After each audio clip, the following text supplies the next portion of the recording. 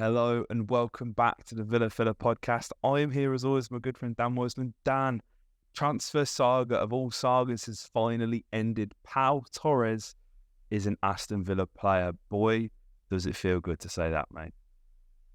Yes, very good indeed, mate, especially considering it's the bloody second time we've had to say it. This is the second announcement video that we've done. We did one all excited. We like to get videos to you guys as soon as the transfer drops because we all know that, look, a bunch of you guys and a bunch of new people who haven't checked out the channel yet, they rush to YouTube, they rush to socials, and they want to digest all content possible around the new signing. So we always make sure that we've got a fresh video in the can to drop as soon as it's being announced. And after we got the here we go from Fabrizio more than a week ago now, which is unheard of, we rushed to our mics, got one in the can, and then all of a sudden we think because he's been on his honeymoon, and congratulations to you, pal. This all went icy cold really quick, but thankfully it's all done and dusted. Mate, how dare he get married? How dare he have a life outside of football? In all seriousness, though, this is absolutely massive. And I think it's almost helped add to the anticipation of it, really, hasn't it? We know what Villa Twitter's like when we're sort of looking at making a sign-in and things are getting done. And, we only ever really know about the players that we sign almost at the last minute, really. There's always so many names that go around and so many names that we hop on this podcast and talk about, like we did the other day, mate, when we talked about Diaby and when we talked about Openda. But it's always exciting when someone like Torres, who has been linked, and again, who, as we've mentioned, I think we've probably done about 6 podcasts on Pau Torres at this point, not like wholly dedicated to him, but in terms of just mentioning him. Because I don't think we ever thought he would come, did we, mate? Like, we're in this predicament now where City, Juventus, Manchester United, Tottenham have all expressed interest within the past 18 months of Pau Torres. And here he is. He's signed, sealed, delivered, mate. He's an Aston Villa player. And it's quite surreal, really, because, we've signed somebody who is nowhere near the peak of their powers and is still comfortably one of Europe's elite top centre-halves. Yeah, absolutely. And there's obviously, this is a deal that probably, I think we can say certainly wouldn't have happened without Unai being involved. There's a real relationship between the two. Before we've had time to discuss this, I've sort of done some digging, and there's been some quotes that have been doing the rounds from Unai back in 2021 where he's just waxing lyrical about Torres, saying he's an amazing player, saying that in all his time at Sevilla, at PSG, at Arsenal, he's never seen a centre-back like Pau Torres.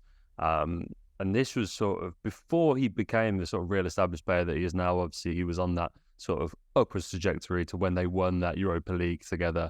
But Unai was saying that, he's going to be playing right at the very top for the national team. He's going to be playing for one of the top teams in Europe very soon. And so there's a really nice reunion going on here. It seems that from a lot of various reports, he's been Emery's top target generally since he arrived at the club. Villa have managed to work the price down to a sort of very respectable, we're seeing like 35 million euros. We now have to make sure that it'd be interesting to see what kind of setup we fit him into and everything like that. But yeah, I mean, if you're talking from a quality point of view, this is a player that is, you can't really, I don't think you could name too many centre-backs sort of in modern football, mate, that embody exactly what is needed from a 21st century centre-back, quite like Torres does.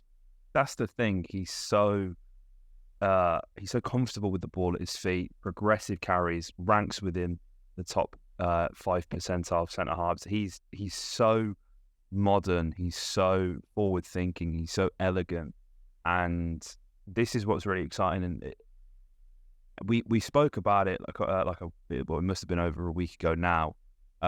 You raised concerns about physicality, maybe. Obviously, he stands tall at 6'3", but there isn't a lot to him, which is, I think, a very fair thing to mention, because obviously, we spoke recently about just the difference in quality in the European leagues, and I think I do actually think a lot of players come over from Spain and do generally struggle. It's hard to it's hard to remember many that have sort of come and just hit the ground running straight away, just off the top of my head.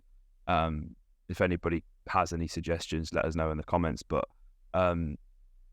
it's going to be I'm really intrigued to see how he does, because he will obviously have less time to think on the ball. He's going to be put under a lot more pressure than he will have been in La Liga. Of course, this is all arbitrary. When somebody is as comfortable in possession as Pau Torres, I'm sure it won't take him too long to sort of reaccommodate and get used to the Premier League. And I don't want to. I'm certainly not writing him off before he's even kicking the ball for us, because I know exactly how good this guy is, and I'm very excited. But I think it would be naive of us to not mention a few of the sort of maybe shortcomings in his game. Yeah, for sure, mate. I mean, he's not an aggressive centre-back. I mean, you sort of get the absolute animals will throw their bodies on the line, will charge around the pitch.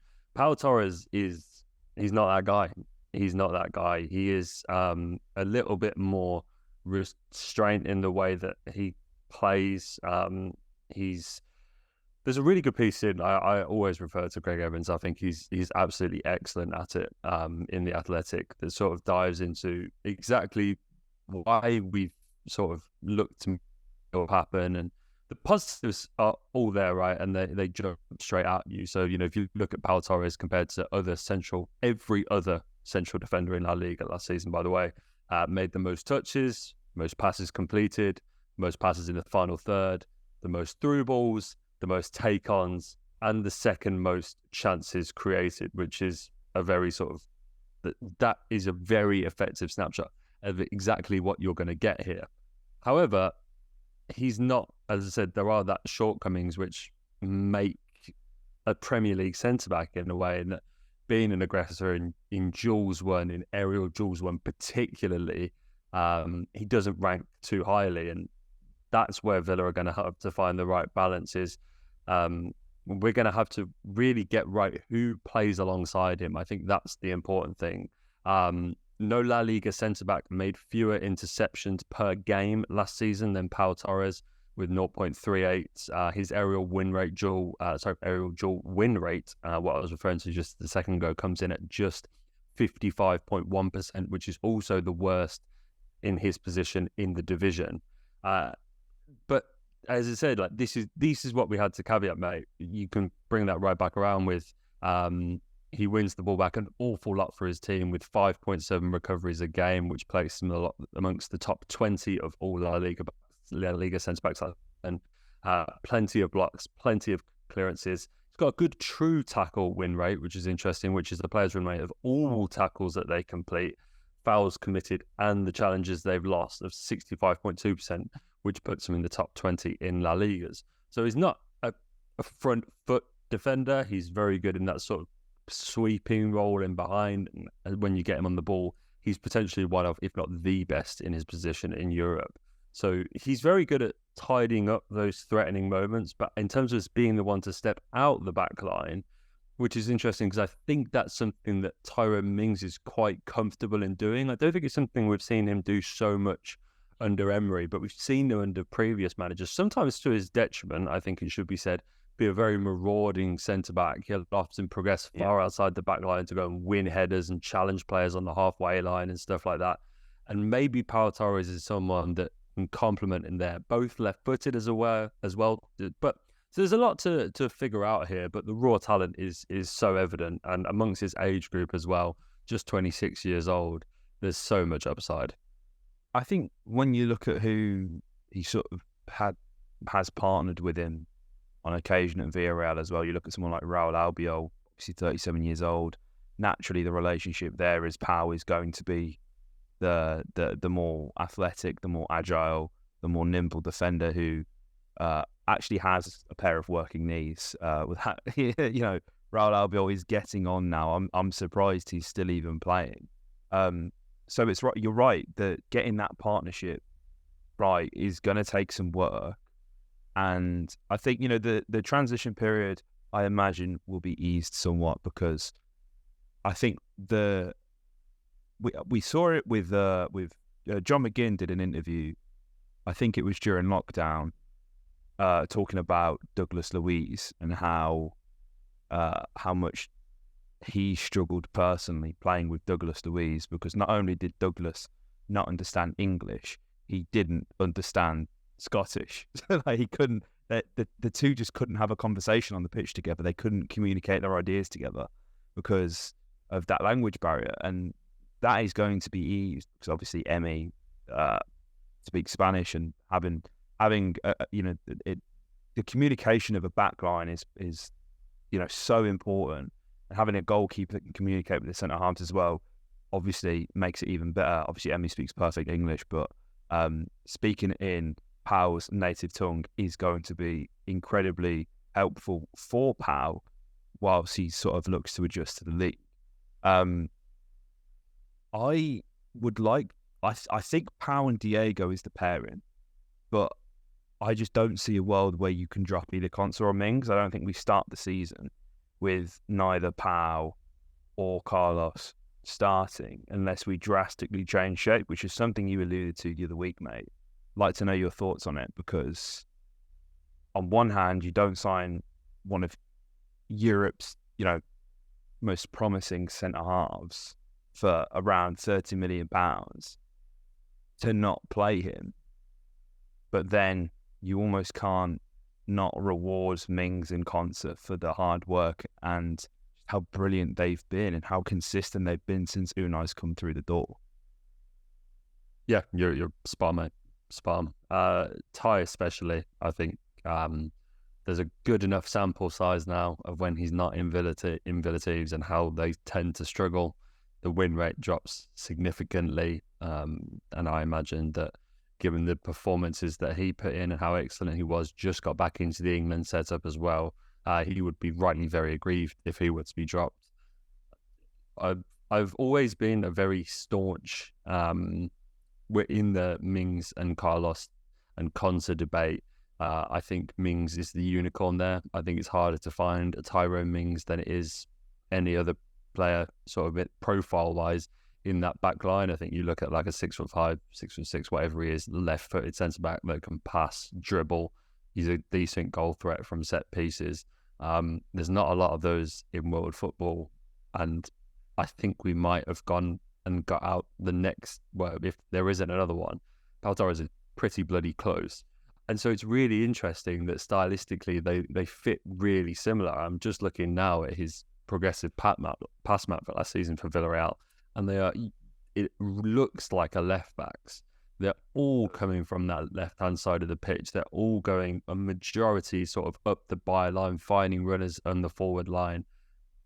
That asking him to step over and play on the right-hand side in an initial adjustment period is going to be a very big ask. And that's why I have sort of spoken about a back three, back five, however you want to profile it, because I now look at this Villa team, and the more I think about it, the more I like it, the more it makes sense, the more I think that it fits what we want from the players. You can play Carlos, Konsa, Mings, Pau Torres, or any kind of variation thereof. You've got Cash and Moreno to be your attacking fullbacks. We know how much Moreno particularly likes to go forward there, and what a threat he's been since he arrived down that left-hand flank. And then you can play 3 options in midfield. You can play 4 options in midfield. You can go 2 up top. If we get another forward in, you can play Oli on his own with midfield. There's just a lot of different options. And whilst this isn't me saying that I think we'll do it, I think it would be very interesting, actually, if Unai were to change what was not just a winning system, but one of the most effective systems in the league since he came in. I mean, we were right up there with Arsenal and City. To change that would be very interesting. But the more that you think about it, I don't know, mate. Food for thought, mate. It's food for thought. But right now, we just need to bask in the signing. This is exciting. This is something that I have a feeling we're going to be telling grandkids about and being like, this was a really important moment in the history of Aston Villa Football Club. And, here's to hopefully winning a cup. Here's to hopefully, going on a mad run in the Conference League. Because signings like this, that's what gets me excited for the new season. It's nice. I'd also like to say as well, obviously, devastating that Ramsey's injured and we start the season without Moreno as well. Obviously puts us on a bit of a back foot. But I have no doubt in my mind that the players that will either be signed or who we have will undoubtedly step up, mate. And I think it's a bit, some of the Luca Dean bashing I've seen on the timeline, I think has been a bit out of order because I don't think he's been horrific. And he's got plenty of time to prove everybody wrong, isn't he? Yeah, absolutely, mate. And we've got such a good Spanish contingent there to help these guys settle. I mean, the setup, you look at even the guys like Rodri, who's the individual coach. You've got such a good Spanish core there who's going to help all of these guys settle. They've obviously done a wonderful job with Alex Moreno. And so hopefully there's enough familiar faces around and everything like that to make sure that in terms of personally and settling into the new club and a new country and everything like that, there's a good core group of guys there to help him settle in. Absolutely. Let's end this on. Dan, it's been an absolute pleasure finally talking about another signing with you, mate. Hopefully there's a few more of these podcasts that come, a few more players through the door. Pre-season is well underway. So that means that the content will be coming thick and fast at you guys. So don't you worry about that.